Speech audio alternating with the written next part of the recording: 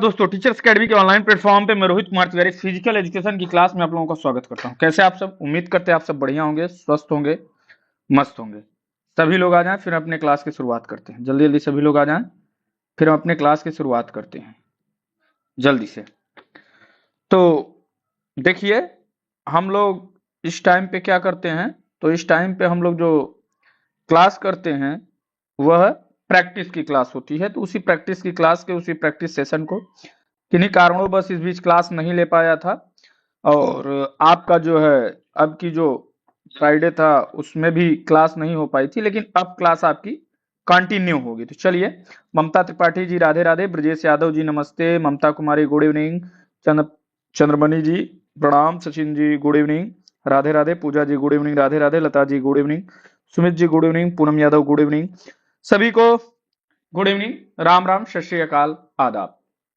तो चलिए हम चलते हैं अपने क्वेश्चन की ओर, ज्यादा लेट न करते हुए। तो देखिए, सबसे पहले बात करें तो ये क्लास जो है, जो कि बार बार मैसेज करके लोग पूछते हैं, सर क्या ये बीपीएससी के लिए है, क्या ये यूपीटीजीटी के लिए है, क्या ये आपका एमपी के लिए है? तो मेरे भैया, यूपीटीजीटी हो, एमपी हो या बीपीएससी हो, वो कुछ भी हो, यह क्लास सबके लिए बेनिफिशियल है। कुछ भी नहीं चीजें चेंज होती है, टॉपिक सारे वही रहते हैं। बार बार बताता हूं कि तैयारी एक करोगे, सिलेक्शन आपको हर जगह मिलेगी। चलिए, इसके साथ ही साथ जो लोग नए हैं, जो लोग आज पहली बार जुड़े हैं, वो लोग चैनल को सब्सक्राइब कर लेंगे और वीडियो को लाइक कर देंगे और शेयर कर देंगे। इसके अलावा जो बीपीएससी टीआरई 4 की तैयारी कर रहे हैं, स्टेट की तैयारी कर रहे हैं, या एमपी की तैयारी कर रहे हैं, या यूपी टीजीटी की तैयारी कर रहे हैं, वो लोग मेरे साथ जुड़ सकते हैं इन दिए गए नंबरों पे 9628959237 या 8318489291 पे व्हाट्सअप करेंगे, हमारी संस्था आपसे संपर्क कर लेगी। तो चलिए पहले क्वेश्चन की ओर चलते हैं। हमारा पहला क्वेश्चन क्या कह रहा है? हमारा पहला क्वेश्चन कह रहा है, पैक्टस कोरिनेटस कोरिनेटम किसका दूसरा नाम है? बताओ, पैक्टस कोरिनेटम किसका दूसरा नाम है? जल्दी से बताओ।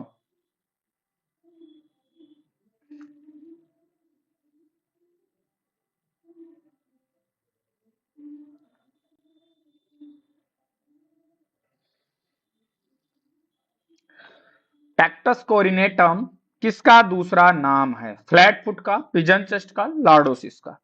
तो अगर मैं इसकी बात करूं आप लोगों से, तो यह किसका नाम है? यह है पिजन चेस्ट। पिजन चेस्ट में क्या होता है कि आपका चेस्ट जो होता है वो आगे की ओर निकल आता है, इन द सेंस कि वो क्या होता है, एकदम पतला हो जाता है इंसान, उसका आगे आगे की ओर चेस्ट जो है इस तरीके से नुकीला करके आगे की ओर निकल जाता है। यह होता है पिजन चेस्ट, मतलब जो कि कबूतर की छाती जिसको बोलते हैं उस तरीके से हो जाता है। फ्लैट फुट को क्या बोलते हैं? पेनस प्लेन बोलते हैं फ्लैट फुट को। उसके अलावा अगर मैं लार्डोसिस की बात करूं, तो लार्डोसिस को हम क्या बोलते हैं? तो लार्डोसिस किस रीजन में होता है? तो लार्डोसिस जो होता है आपके लुम्बर रीजन में होता है। कहां होता है? लुम्बर रीजन में होता है। और जब ये लुम्बर रीजन में लार्डोसिस होता है तो आपका क्या होगा? आगे की ओर। तो इसको लार्डोसिस को ही हम क्या बोलते हैं? इसी को हम बोलते हैं क्या? स्वे बैक भी इसी को बोलते हैं, याद रखना। अब आ जाती है हंच बैक। क्या होता है सर? हंच बैक क्या होता है? तो हंच बैक की जब भी बात करेंगे हम कि हंच बैक क्या होता है, तो हंच बैक, हंच मतलब कुबड़, बैक मतलब पीछे, जब पीछे की ओर कुबड़ होता है मतलब उसको क्या कहते हैं? उसको हम बोलते हैं क से कुबड़ और क से काइफोसिस, याद रखना, ठीक है ना। उसके बाद में स्कोलियोसिस क्या होता है? जब हमारा पुष्पा मूवी देखा है ना, जब एक तरफ हमारा कंधा झुक जाता है तो उसको हम स्कोलियोसिस कहते हैं। और ये टॉपिक ऐसा है जो कि आप कोई भी एग्जाम दोगे, पोस्चर वाले क्वेश्चन आपको जरूर आएंगे, पोस्चर डिफॉर्मिटी का यहां से, तो इनको आपको पढ़ना जरूरी है। अब पैरों के, अब इसमें यह पूछ लेता है कि इनमें से कौन सा, इसी क्वेश्चन को बना लेता है तो ऐसे पूछ लेता है, इनमें से कौन सा ऐसा है जो कि आपके पैरों की विकृति है? ये नहीं पूछेगा कि अपर पार्ट की विकृति है या लोअर पार्ट की, उसमें पूछ लेगा लोअर पार्ट की विकृति कौन सी है, तो फ्लैट फुट है। फ्लैट फुट के अलावा क्या होता है आपका? इसके अलावा आपका होता है जो आपका बोलेग। बोलेग जिसको हम क्या बोलते हैं? तो बोलेग में हम क्या करते हैं? दोनों दूर हो जाते हैं तो इसको बोलते हैं जेनु वरम। और उसी प्रकार से आपका होता है नॉकनी। नॉक, जब घुटने आपस में लड़ने लगते हैं, मतलब इस प्रकार से जब घुटने आपस में लड़ते हैं चलते समय या दौड़ते समय, तो उसको हम क्या बोलते हैं, उसको बोलते हैं जेनु वेलगम। तो इसमें एक ही क्वेश्चन को कई प्रकार से घुमा के वो आपसे पूछा जा सकता है, ठीक है ना। चलिए आगे चलते हैं। ठीक, अगले क्वेश्चन की ओर चलते हैं। हमारा अगला क्वेश्चन क्या कह रहा है, अगला क्वेश्चन कह रहा है ऑस्ट्रेलियाई ओपन 2024 में डबल का खिताब किसने जीता है। अभी तक आप लोगों ने सिंगल का खिताब देखा था, अब मैं बात कर रहा हूं यहां पे डबल का खिताब। डबल का खिताब किसने जीता था, बताओ जल्दी से।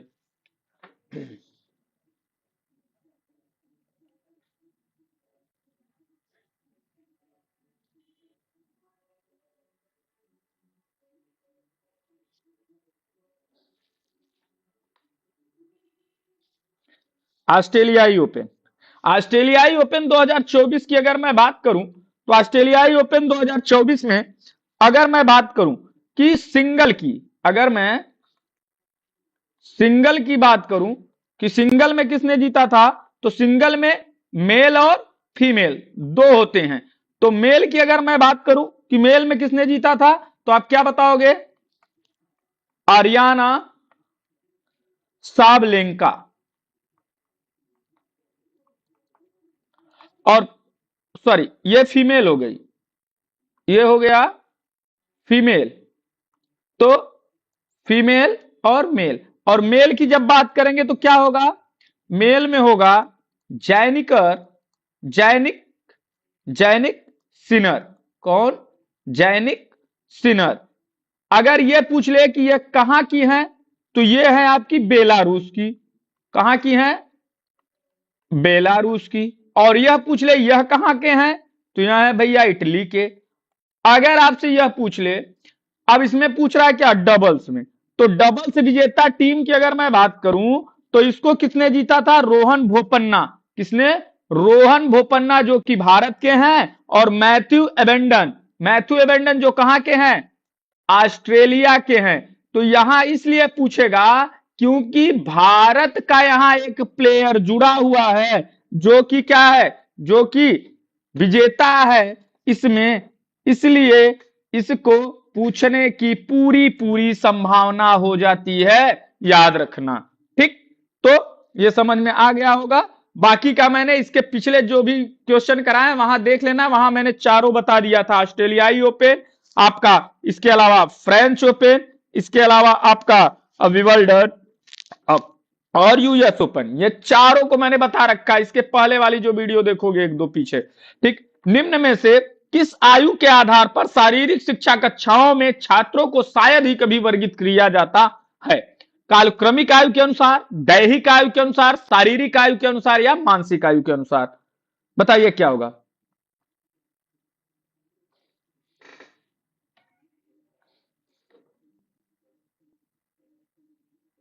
बताइए।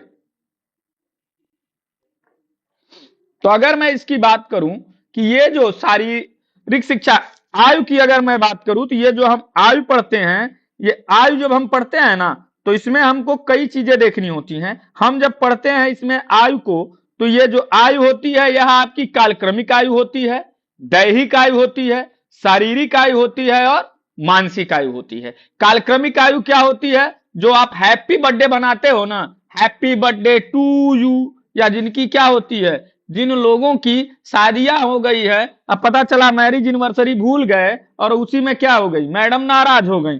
तो मैरिज एनिवर्सरी की जो डेट होती है वो याद रखना, वो काल क्रमिक है, क्योंकि काल है वो, अगर उसको भूले तो वो तुम्हारा काल है बेटा, पिट जाओगे। इसलिए यह काल को याद रखना, डेट को याद रखना, कि पता चला तुम्हारी शादी हुई है 32 तारीख, महीनवा 13 और सन 1940 में, तो वो क्या हो गया, वह काल क्रमिक आयु हो गया, याद रखना। दैहिक आयु की अगर मैं बात करूं आप लोगों से कि दैहिक आयु क्या है, तो दैहिक आयु, तो दैहिक आयु की जब भी बात करेंगे, तो जैसा कि यह बता रहा है कि आपका एनाटॉमिकल, या हम ये कहते हैं दैहिक मतलब फिजियोलॉजिकल, जो आपकी फिजियोलॉजिकल आयु होती है उसकी बात करता है दैहिक आयु की। दैहिक मतलब ही होता है आपकी फिजियोलॉजिकल जो आयु होती है उन सब के विषय में, मतलब जो ऑर्गन्स किस तरीके से काम कर रहे हैं क्या है उसके अनुसार से। शारीरिक आयु की बात करें तो एनाटॉमिकल एज होती है, या क्या होती है, एनाटॉमिकल एज होती है। अ,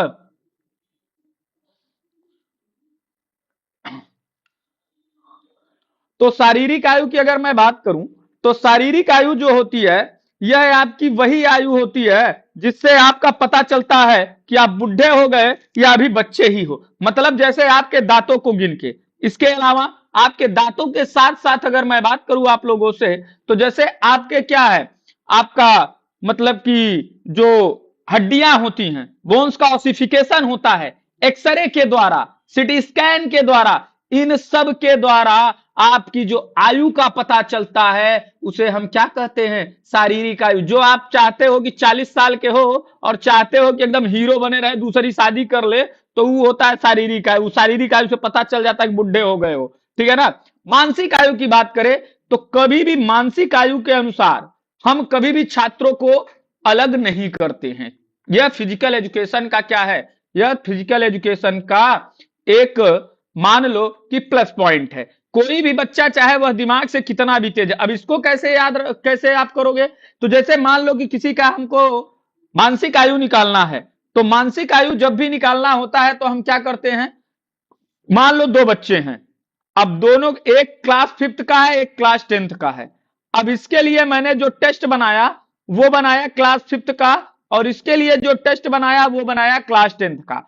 अब पता चला ये जो क्लास 10th वाला बच्चा है इस टेस्ट में फेल हो जाता है, और ये पता चलता है इसमें पास होता है।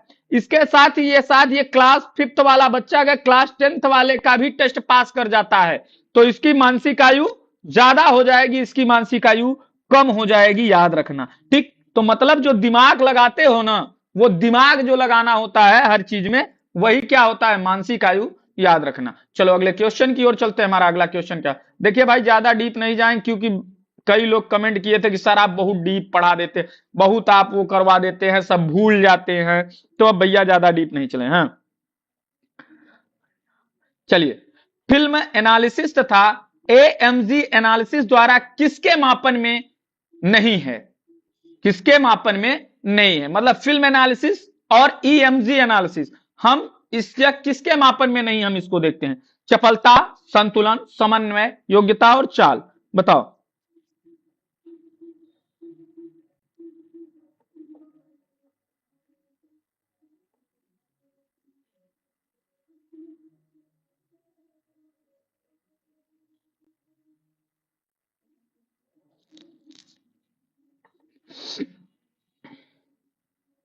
चलो, तो जब मैं बात करूं फिल्म एनालिसिस तथा ईएमजी एनालिसिस द्वारा किसके मापन में नहीं किया जाता है, तो याद रखना इन दोनों को हम चाल में नहीं ले जाते हैं, स्पीड में नहीं ले जाते हैं, याद रखना। किसमें, स्पीड में हम इसको नहीं ले जाते हैं, याद रखना। मतलब फिल्म एनालिसिस तथा ईएमजी एनालिसिस द्वारा किसके मापन में नहीं है, तो यह चाल के मापन में यह दोनों नहीं है, ठीक है ना, याद रखना। बाकी चपलता, संतुलन, समन्वय, योग्यता, इन तीनों में इसको हम देखते हैं। चलो अगले क्वेश्चन की बात करते हैं। अगला क्वेश्चन हमारा क्या है, स्टैटिक शक्ति के मापन के लिए उपयोग किया जाता है स्टेडियोमीटर, एमोमीटर, गैल्वेनोमीटर, डायनमोमीटर। किसकी बात कर रहा है, स्टैटिक स्ट्रेंथ की बात कर रहा है। स्ट्रेंथ की बात करेंगे तो कौन कौन सा होता है आपका स्ट्रेंथ, स्टैटिक और डायनेमिक स्ट्रेंथ। ठीक, मतलब स्थिर शक्ति और गतिशील शक्ति।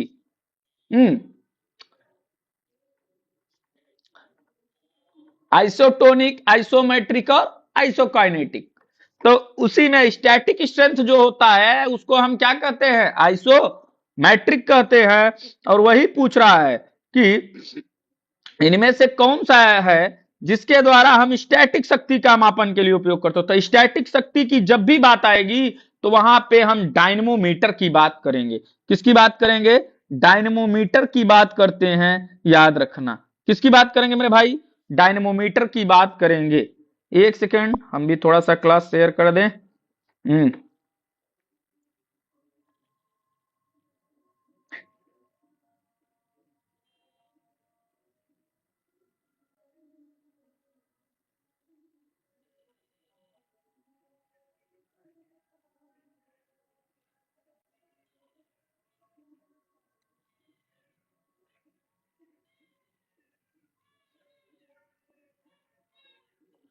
ठीक, चलिए अगले क्वेश्चन की ओर चलते हैं।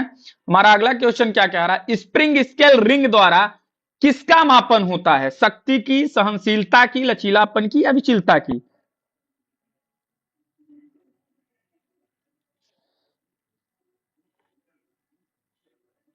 स्प्रिंग स्केल रिंग द्वारा किसका मापन होता है, स्ट्रेंथ का, आपकी सहनशीलता का, आपकी फ्लेक्सिबिलिटी का, आपका विचलन, विचलन मतलब डेविएशन। देखो, सहनशीलता की बात करेंगे अगर हम, कि सहनशीलता को हम किससे नापते हैं, तो आप क्या बताओगे। सहनशीलता को नापने के लिए बहुत सारे आपके क्या हैं, एक्सरसाइज, मतलब बहुत सारे टेस्ट होते हैं। जैसे अगर मैं बात करूं आप लोगों से, तो 12 मिनट चाल हो गया है आपका। हाँ, उसके बाद में आपका 600 यार्ड डैश हो गया। उसके बाद बात करें अगर हम, तो इसके अलावा तो आपका क्या होगा, हार्वर्ड स्टेप टेस्ट हो गया, टडल प्लस रेशियो टेस्ट हो गया। ये सब क्या है, ये सब सहनशीलता को ही नापने वाले टेस्ट होते हैं, जिसमें कार्डियोवैस्कुलर एंडोरेंस को भी नापा जाता है, याद रखना। तो अब बात करेगा लचीलापन को, तो लचीलापन या फ्लेक्सिबिलिटी, गोनियोमीटर, टीचीमीटर, फ्लेक्सोमीटर, ये सब क्या है, लचीलेपन को नापता है, याद रखना। ब्रिजअप टेस्ट, ये सब क्या है, लचीलापन को नापने का ये सब क्या है। सीट एंड रिस्ट टेस्ट, सब में फ्लेक्सिबिलिटी देखी जाती है। विचलता, डेविएशन की बात किया जाता है, कि डेविएशन हम किससे नापते हैं, तो स्केलियो मीटर से हम क्या नापते हैं, विचलन, विचलता नापते हैं, डेविएशन को नापते हैं, याद रखना। ठीक, चलो अगले क्वेश्चन की ओर चलते हैं। तो ये क्या होगा, इसका आंसर स्ट्रेंथ होगा। ठीक,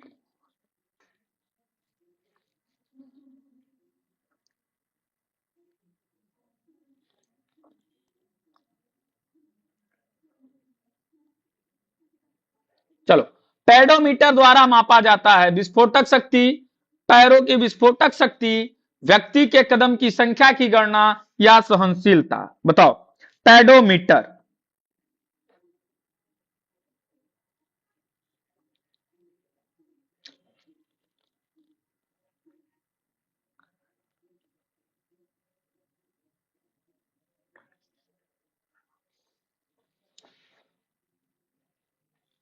बताओ भैया।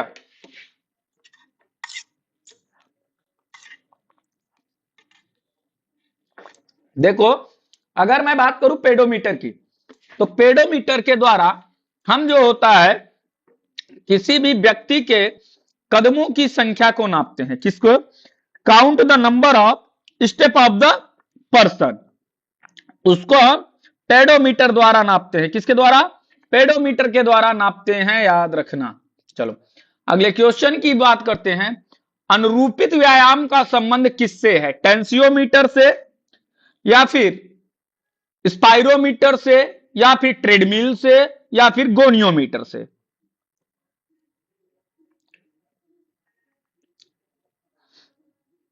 What is the simulated exercise related to, अनुरूपित, स्टिमुलेटेड मतलब अनुरूपित व्यायाम का संबंध किससे है।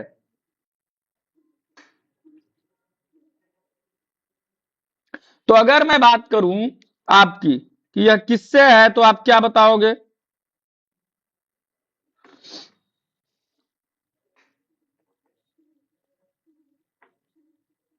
तो अगर मैं इसकी बात करूं आप लोगों से, तो याद रखना कि इसका क्या होगा, अनुरूपित व्यायाम। तो देखो, संबंध किससे है, अगर मैं बात करूं स्पाइरोमीटर, तो स्पाइरोमीटर से आप क्या नापते हो, स्पाइरोमीटर से आप बेटल कैपेसिटी को नापते हो, किसको नापते हो, बेटल कैपेसिटी को नापते हो। हाँ, इंग्लिश में है, what is the simulated exercise related to, tensiometer, spirometer, treadmill और गोनियोमीटर। तो याद रखना, जब स्पाइरोमीटर की बात आती है, तो हम क्या, बेटल कैपेसिटी को नापते हैं स्पाइरोमीटर द्वारा। ट्रेडमिल, ट्रेडमिल की जब भी बात आ जाती है, कि ट्रेडमिल से हम क्या नापते हैं, तो आप क्या बताओगे कि ट्रेडमिल से हम क्या नापते हैं। तो ट्रेडमिल की जब हम बात आती है, तो वहां पे हम क्या करते हैं, तो ट्रेडमिल की जब बात आएगी तो वहां पे भी हमारा क्या आता है, हम ट्रेडमिल से आपका एक तरीके से एरोबिक कैपेसिटी को भी हम देखते हैं ट्रेडमिल में, या सहनशीलता भी बोल सकते हो, कार्डियोवैस्कुलर एंडोरेंस भी बोल सकते हो। क्योंकि आपने एक चीज सुना होगा, जो हार्ट का पेशेंट होता है जब वो चेक कराने जाता है तो एक टेस्ट होता है टीएमटी, तो ट्रेडमिल टेस्ट ही होता है भाई वो टीएमटी। अब सोचो, आधा आप डॉक्टर हो, किसी भी इंसान का आप बता सकते हो कि उसका हार्ट मतलब सही है, ब्लॉकेज है कि नहीं है, डॉक्टर के पास जाते हो, वही लगा के चेक करता है, टीएमटी करता है और उसी का पैसा ले लेता है। ठीक। गोनियोमीटर से क्या करते हैं हम, गोनियोमीटर से हम क्या नापते हैं, गोनियोमीटर से हम फ्लेक्सिबिलिटी को नापते हैं। तो अनुरूपित मतलब हो जाएगा आपकी क्या होगा, लंग्स कैपेसिटी स्पाइरोमीटर। ठीक है ना, हिंदी में यह कह दिया है तो यह क्या होगा, स्पाइरोमीटर। चलो, पेशियों का संकुचन किससे मापा जाता है, पेशियों का संकुचन किससे मापा जाता है, गोनियोमीटर, इलेक्ट्रोग्राफ, पेडोमीटर, इलेक्ट्रोमायोग्राफ। पेशियों का संकुचन, तो मैंने आप लोगों को एक चीज बता के रखा है, मैंने आप लोगों को एक चीज बचा के रखा है कि अगर कोई भी कहीं पे भी मायो वर्ड आ जाए, क्या आ जाए मेरे भाई, अगर मायो वर्ड आ जाए तो वहां पे समझ लेना मांसपेशियों की बात हो रही है। तो यहां पे संकुचन की बात हो रही है और मांसपेशियां भी हैं। तो मायो कहां है, यहां है मायोग्राफ। तो आप इसको क्या बोलोगे, इसको बोलोगे इलेक्ट्रोमायोग्राफ के द्वारा। समझे। तो जहां भी मायो वर्ड दिखे, मायो का मतलब ही समझ जाना मांसपेशी, और तुरंत आंसर लगा देना। देखिए, फिजिकल एजुकेशन में कुछ ऐसे आपको टर्म्स पकड़ने पड़ेंगे जिसको आप देखते ही सीधे आंसर पे कूद जाओगे। ज्यादा टेंशन नहीं, क्योंकि शब्दों के साथ खेलने आपको आना चाहिए, फिजिकल एजुकेशन ये कहता है। अब तो सही है ना, अब तो बहुत डीप नहीं जा रहे हैं, अब तो सही लग रहा होगा आप लोगों को। चलिए, मांसपेशियों की स्थिति की जानकारी प्रस्तुत करने वाले उपकरण का नाम बताइए, स्पाइरोमीटर, मैनियोमीटर, डायनमोमीटर या इलेक्ट्रोग्राफ। मांसपेशियों की स्थिति की जानकारी,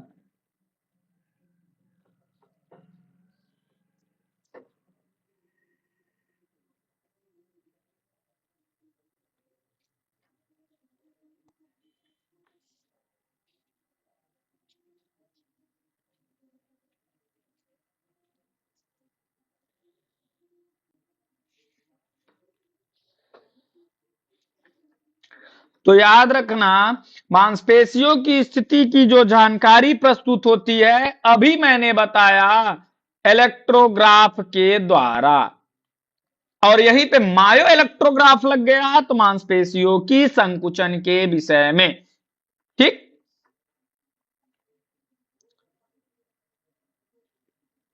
तो जो लोग नए हैं वो चैनल को सब्सक्राइब कर ले। इसके साथ ही साथ जो लोग बीपीएससी की तैयारी कर रहे हैं, टीआरई 4 की तैयारी कर रहे हैं, एमपी वर्ग 2 या 3 की तैयारी कर रहे हैं, वो मेरे साथ जुड़ सकते हैं 9628 95 92 37 पर। चलो, प्रथम खो खो विश्व कप 2025 की टैगलाइन क्या थी, प्रथम खो खो विश्व कप के क्या थी,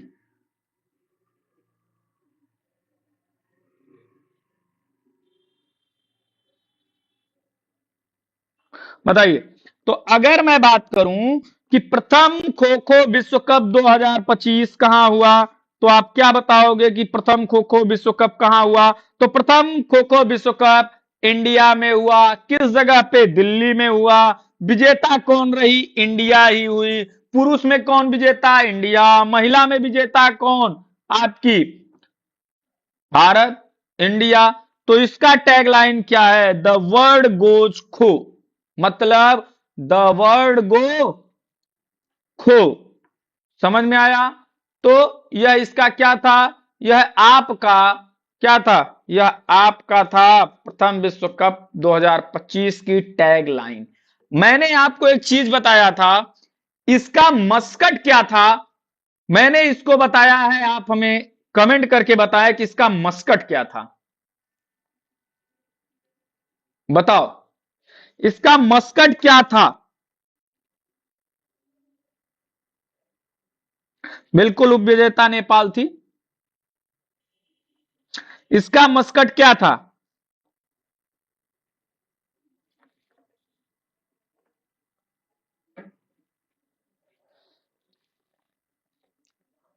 वेरी गुड, तेजस और तारा। बहुत बढ़िया भैया। अब एक क्वेश्चन और पूछ सकता हूं मैं आपसे कि जो नेशनल पैरा ओलंपिक गेम है उसका मस्कट क्या है?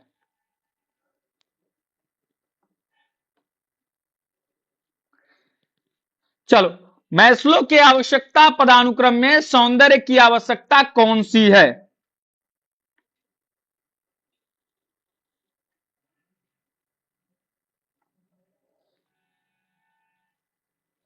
मैस्लो की आवश्यकता पदानुक्रम में, तो याद रखना वह क्या होगा? एप्रिसिएशन, सी होगा, सराहना। मैस्लो की आवश्यकता पदानुक्रम में सौंदर्य की आवश्यकता कौन सी होती है? अब मैंने आपको बताया है मैस्लो का जो आवश्यकता का सिद्धांत है, मैस्लो की आवश्यकता का सिद्धांत जो हायरार्की बनी हुई है, जो एक ट्रायंगल बना हुआ है, उसको हमने आपको बताया था कि हर इंसान को क्या चाहिए। पहले कोई भी इंसान हो, हम हो, आप हो, कोई भी है, तो सबसे पहले हमको किस चीज की आवश्यकता होती है? तो सबसे हमको फिजिकली नीड होती है। फिजिकली नीड क्या होता है हमारा? Sorry, physiologically need. Physiologically need क्या होता है? जैसे आपको भूख, प्यास, आपका आवास, सोना, कपड़ा, रिप्रोडक्शन, ये सब क्या है? आपकी फिजियोलॉजिकली नीड है। फिर जब ये चीजें हमारी पूरी होती है तब हम चलते हैं सेफ्टी की नीड की ओर। दूसरे नंबर पे हमको सेफ्टी चाहिए। अब सेफ्टी में मतलब जैसे आपकी पर्सनल सिक्योरिटी, जैसे आपका क्या सबसे ज्यादा जो आप लोगों को जरूरी है वो है क्या? आपकी एम्प्लॉयमेंट। अगर आपको पैसा नहीं है तो कुछ नहीं सेफ्टी है। आपका रिसोर्स, आपका खुद का हेल्थ, आपके प्रॉपर्टी, ये सब क्या है? सेफ्टी नीड रहती है। जब ये पूरा होता है तब आपको क्या चाहिए? फुल इज्जत चाहिए। आपको फुल इज्जत, सम्मान चाहिए, दोस्ती, यारी, ये सारी चीजें चाहिए। मतलब कि सम्मान कहने का मतलब दोस्ती यारी चाहिए, सम्मान तो इसके ऊपर वाले में चला जाएगा। मतलब आपको क्या चाहिए? प्यार चाहिए, दुलार चाहिए, फैमिली चाहिए, ये सारी चीजें, मतलब लव एंड बिलोंगिंग चाहिए। उसके बाद हमारा आता है स्टीम, जिसमें आपको क्या चाहिए? फुल इज्जत चाहिए। आपको स्टेटस आपका हो, रिकॉग्नाइजेशन हो, स्ट्रेंथ हो, फ्रीडम हो, ये सारी चीज चाहिए। और यह भी जब पूरा हो जाता है तब आपको सेल्फ एक्चुअलाइजेशन होता है। तो याद रखना ये आपकी इसकी क्या हायरार्की है। चलिए अगले क्वेश्चन की ओर चलते हैं। हमारा अगला क्वेश्चन क्या कह रहा है? अगला क्वेश्चन कह रहा है निम्नलिखित में से कौन सा एक प्रसिद्ध भारतीय हॉकी खिलाड़ी नहीं है? दलेल सिंह, जफर इकबाल, परगट सिंह, ममता खरब।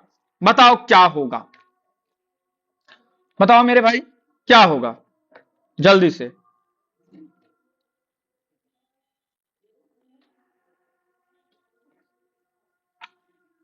बताओ, जल्दी से।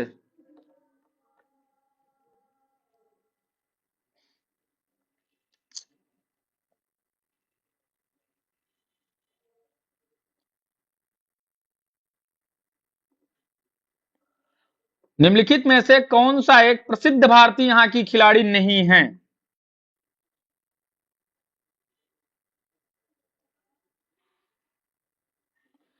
बिल्कुल, वेरी गुड। तो याद रखना दलेल सिंह जो हैं, कौन? दलेल सिंह आपके हॉकी से संबंध नहीं रखते हैं, याद रखना। ठीक है ना? चलो अगले क्वेश्चन की ओर चलते हैं। विश्व स्वास्थ्य संगठन के दिशा निर्देशानुसार पेयजल में फ्लोराइड की मानक सीमा कितनी है? महेश कुमार जी भैया, कितना फास्ट चले मेरे भाई।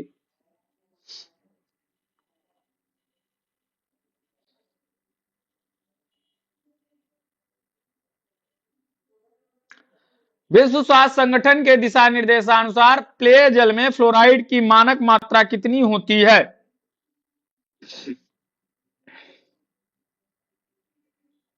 बताओ जल्दी से।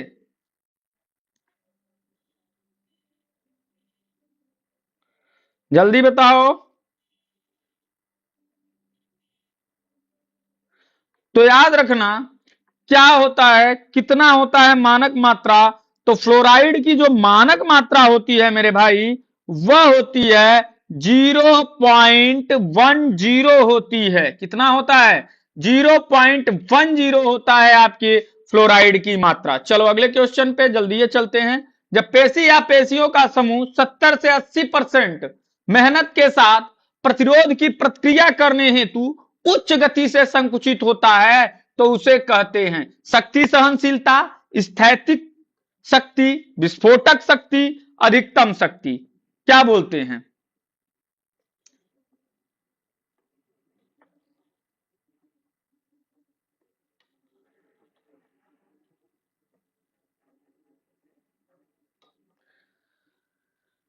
जब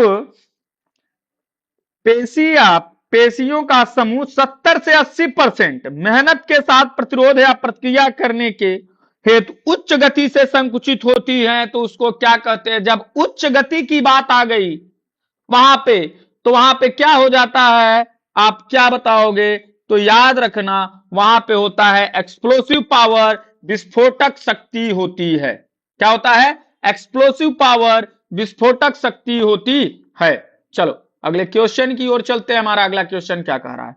निम्नलिखित में से कौन सी प्रशिक्षण की सतत विधि की एक विशेषता नहीं है? मतलब कंटिन्यूअस ट्रेनिंग की कौन सी एक विशेषता नहीं है? अवधि को लंबा रखा जाता है, प्रबलता को अपेक्षाकृत कम रखी जाती है, काम के बीच कोई विराम या व्यवधान नहीं होता है, अवायवीय स्थिति के अंतर्गत दीर्घकालीन भर दिया जाता है। मतलब duration is kept long, intensity is kept comparatively low, no pause और break between workout, long term load is under anaerobic condition. English भी मैंने बता दिया।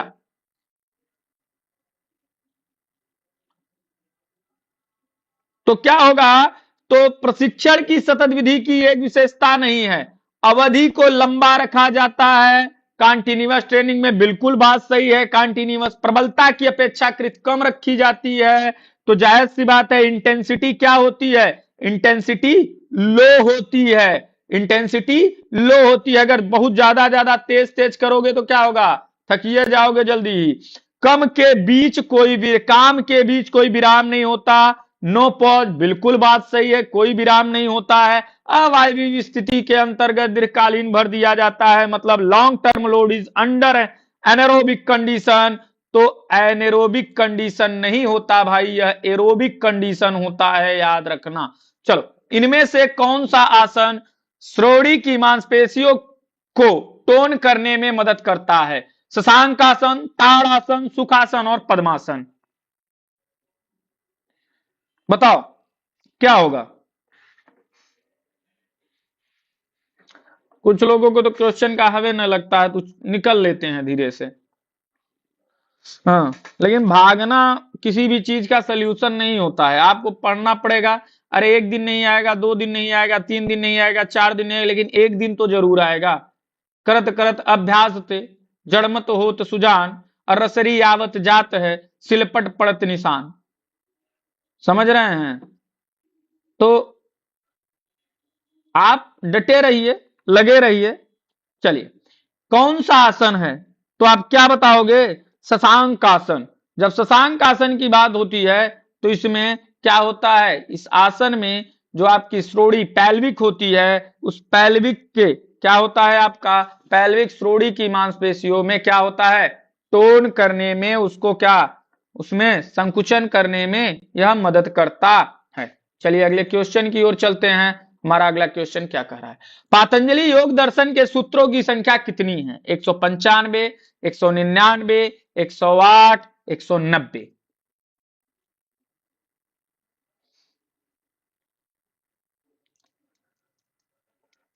नर हो न निराश करो मन को, कुछ काम करो, कुछ काम करो।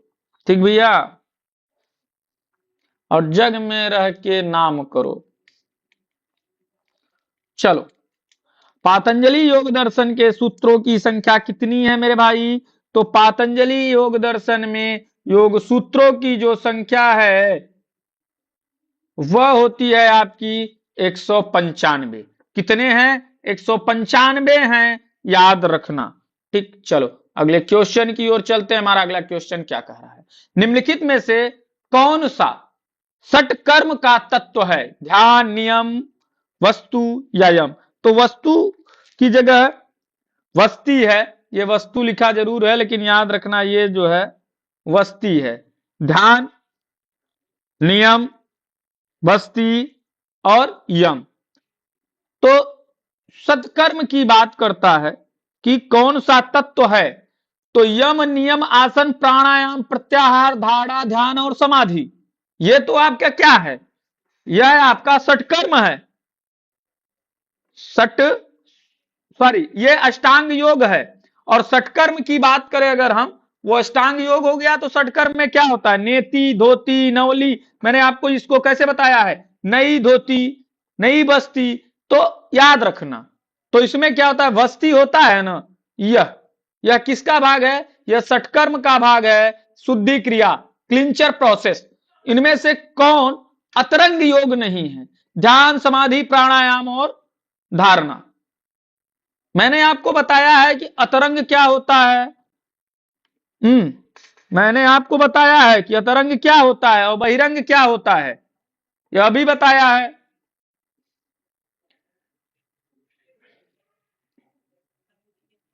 अब एक्सप्लेन नहीं कर रहे हैं अब तो अच्छा होगा ना, अब आप लोग सही है, कोई दिक्कत नहीं होगा।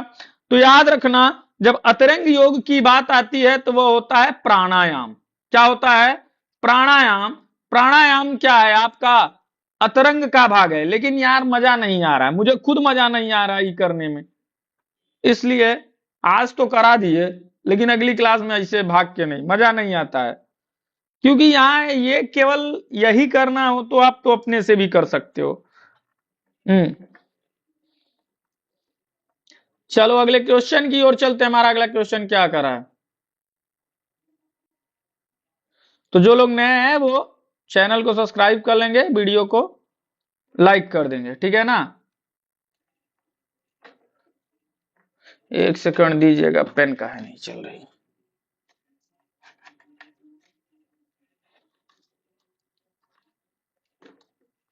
चलिए,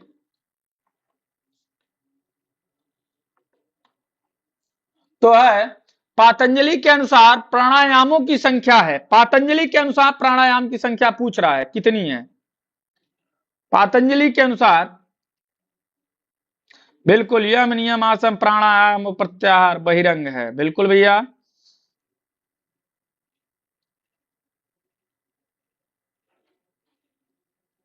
अच्छा गुड्डू जी, इंग्लिश में भी करा देंगे ऐसा है तो भाई मेरे, ऐसा है तो मैं इंग्लिश में भी करा दूंगा टाइप। लेकिन इतना टफ तो भाषा नहीं लिखा है कि जो न समझ में आए आपको, ठीक है ना। पतंजलि के अनुसार प्राणायामों की संख्या कितनी है? तो आप क्या बताओगे कितनी है? तो याद रखना, प्राणायामों की संख्या पतंजलि के अनुसार 8 है। कितनी है? 8 है, यह याद रखना। चलो, निम्न में से कौन सा संगठन का सिद्धांत नहीं है? प्राधिकरण की अवहेलना, विकेंद्रीकरण, शक्ति का प्रत्योजन और उचित संचार। क्या होगा जल्दी से बताओ।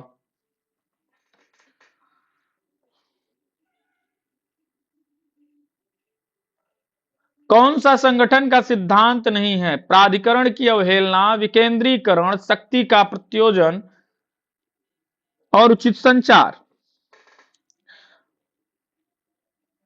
आउटस्ट्रिप the authority, decentralisation, delegation of power, proper communication. कौन सा संगठन का सिद्धांत है ही नहीं? तो क्या होगा? प्राधिकरण की अवहेलना, मतलब आउटस्ट्रिप द अथॉरिटी।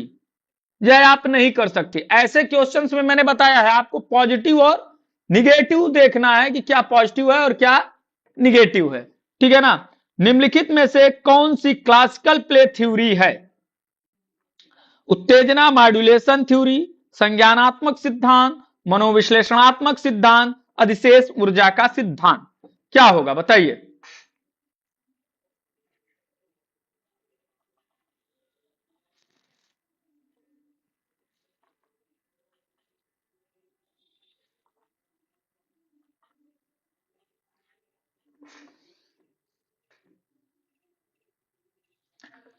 निम्नलिखित में से कौन सी क्लासिकल प्ले थ्योरी है?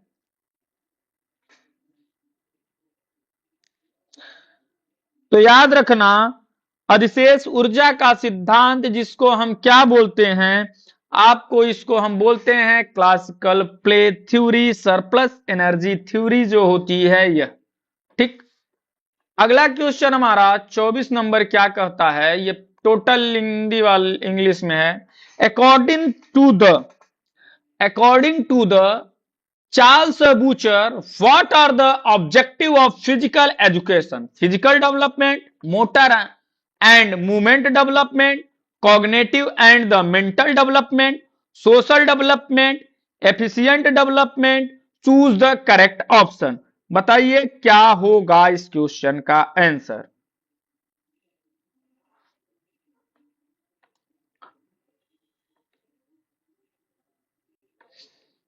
पढ़ लीजिए खूब बढ़िया, क्या होगा।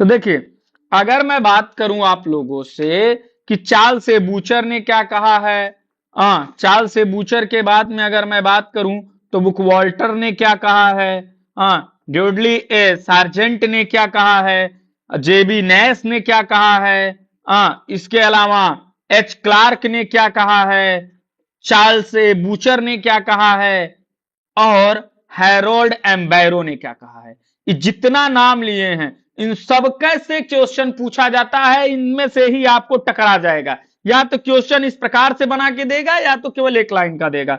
अगर मैं अकॉर्डिंग टू चार्ल्स बूचर बात करूं तो अकॉर्डिंग टू चार्ल्स बूचर होता है फिजिकल डेवलपमेंट, तो फिजिकल डेवलपमेंट है। दूसरा बात करें तो यह होता है मोटर एंड मूवमेंट डेवलपमेंट, तो मोटर एंड मूवमेंट डेवलपमेंट है। फिर इनका था कॉग्निटिव एंड मेंटल डेवलपमेंट, यह भी क्या था, यह चार्ल्स बूचर की बात थी। फिर क्या था, फिर आपका सोशल डेवलपमेंट, और फिर क्या है एफिशिएंसी, सॉरी इफेक्टिव डेवलपमेंट, और यहां क्या है एफिशिएंट डेवलपमेंट। तो यही तो नहीं होगा, यह नहीं होगा। तो 1 2 3 4 ओनली, 1 2 3 4 ओनली। यहां पे एफिशिएंट की जगह इसका होता है इफेक्टिव डेवलपमेंट। क्या होता है, इफेक्टिव डेवलपमेंट। ठीक, इफेक्टिव डेवलपमेंट होता है, याद रखना। अब इसमें देख लें आप लोग का आंसर, तो सबका answer D D D D D C D C D सी।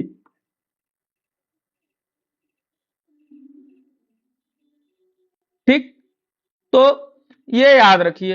अब बिल्कुल बिल्कुल योगेंद्र जी किसी के कहने पे वे नहीं चेंज करेंगे, बिल्कुल नहीं चेंज करेंगे, परेशान ना रहिए। क्योंकि हमको खुद ना अच्छा नहीं लग रहा है इस तरीके से पढ़ाने में। देखिए, अब अगर मैं इसमें बात करूं तो जैसे अकॉर्डिंग टू एच क्लार्क ने क्या कहा है, एच क्लार्क की जब भी बात आ जाएगी, एच क्लार्क की, तो मैंने एच क्लार्क के विषय में कई बार बताया है। क्या, physical fitness, physical fitness short में लिख देता हूं, जगह नहीं है, फिजिकल फिटनेस, फिर social effective, social efficiency, sorry efficiency, और फिर क्या था, कल्चर।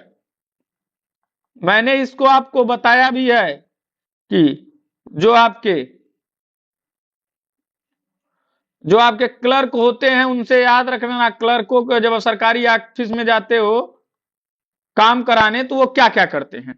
अब अगर मैं बात करूं कि ब्लूम और हेरोल्ड हेरोल्ड एम बैरो की, तो हेरोल्ड एम बैरो ने और ब्लूम ने क्या कहा है, इन्होंने बताया कॉग्निटिव डोमेन, इफेक्टिव डोमेन और साइकोमोटर डोमेन, 3 डोमेन इन्होंने बताया है, याद रखना। कॉग्निटिव क्या होता है, जैसे नॉलेज हुआ, कंप्रीहेंशन हुआ, एप्लीकेशन हुआ, एनालिसिस हुआ, सिंथेटिक हुआ, मतलब ये जो चीजें आती हैं, एवोल्यूशन हुआ, ये सब आपकी कॉग्निटिव के अंतर्गत आती हैं। इफेक्टिव डोमेन होता है और फिर साइकोमोटर डोमेन होता है। अगर बुक वॉल्टर की, तो बुक वॉल्टर को भी मैंने आपको समझाया था, बुक से याद रखना, बुक अगर पढ़ोगे तो अच्छे समय का उपयोग होगा, मतलब worthly use for the leisure time, मतलब जो आपका फालतू का समय है वो बचेगा, आपका स्वास्थ्य सही रहेगा, मतलब हेल्थ की बात करेंगे, और एथिकल कैरेक्टर की बात करेंगे, नैतिक चरित्र की बात करते हैं, याद रखना। यह बात बुक वॉल्टर कहते हैं। फिर अकॉर्डिंग टू डॉडली ए सर्जेंट की बात करें, जिन्होंने 1880 में दिया, उन्होंने क्या कहा, उन्होंने बताया फिजिकल एजुकेशन की ये जो उद्देश्य थे, hygienic, educative, recreative and remedial objectives. यह किसने बताया, according to Dudley A Sargent. उसके बाद में जेबी नैश ने क्या कहा, organic development, neuromuscular development, interpretive development और इमोशनल डेवलपमेंट। ये बात आपकी किसने कही है, यह आपकी चारों बातें जेबी नैश ने कही है 1948। तो इनमें से क्वेश्चन आपको जरूर देखने को मिलेगा, एक आध क्वेश्चन आपको भेंट के तौर पर मिलेगा। और ये आपका आखिरी question, according to the Dudley A Sargent. अब इन्होंने क्या कहा था, अभी मैंने बताया, इस क्वेश्चन का आंसर हमें ऑफलाइन कमेंट करके आप सभी दीजिएगा। तो चलिए आज की क्लास को हम यहीं तक रखते हैं, कल फिर इसी टाइम पे आप लोगों से मुलाकात होगी 7 बजे। इसके बाद में हम देखेंगे फिर शुक्रवार को जो हमारा होता है प्रैक्टिस सेशन, जो लंबा चलता है 4 से 5 घंटे का, जो पूरा एक पेपर उठाते हैं। अब की बार का पेपर थोड़ा अच्छा और रहेगा, अब की बार हम करेंगे पेपर को DSSB के पेपर को देखेंगे, तो वहां से भी हम देखेंगे चीजों को, क्योंकि DSSB का पेपर थोड़ा अच्छे लेवल का होता है। हाँ, तो इसलिए फिर DSSB के बाद में कुछ लोगों का मैसेज आया था सर यूपी TGT के पेपर, खैर मैंने यूपी TGT के पेपर को एक्सप्लेन एक बार किया जरूर है, लेकिन अगर आप लोग बोल रहे हैं तो उस जैसे ही DSSB का खत्म होगा उसके बाद में आप लोगों को उसका हम यूपी TGT और PGT का पेपर और LT ग्रेड का पेपर, इन चारों पांचों पेपर को एक एक करके खत्म करा देंगे। ठीक, तो आज की क्लास को यहीं तक रखते हैं, कल फिर आप लोगों से मुलाकात करेंगे, तब तक के लिए लेते हैं विदा। थैंक यू, धन्यवाद। जो लोग नए हैं वो चैनल को सब्सक्राइब कर लेंगे, वीडियो को लाइक कर देंगे, और वीडियो में अगर किसी भी प्रकार की कोई और आपको क्लासेस से संबंधित या किसी और संबंधित कोई सुझाव देना हो तो आप जो है ऑफलाइन कमेंट करके हमें जरूर सुझाव दें। आपकी चीजों सर आंखों पे रहेंगी, क्योंकि आप ही मेरे सब कुछ हो, आप ही से हम हैं, हमसे आप नहीं हो, जबकि हैं दोनों एक दूसरे पे पूरक, लेकिन फिर भी मैं बोल रहा हूं, ठीक है ना। चलिए, तो जो लोग नए हैं और मेरे साथ जुड़ना चाहते हैं वो BPSC TRE 4 या BPSC एस्टेट की तैयारी या MP वर्ग 2 वर्ग 3 की तैयारी कर रहे हैं, तो 96 28 95 92 37 या 83 18 48 92 91 पे आप संपर्क कर सकते हैं। साथ ही साथ क्लास को शेयर कर दीजिएगा। जय हिंद, जय भारत। मिलते हैं कल फिर इसी टाइम पे, तब तक के लिए विदा लेते हैं। थैंक यू, धन्यवाद। जय हिंद, जय भारत।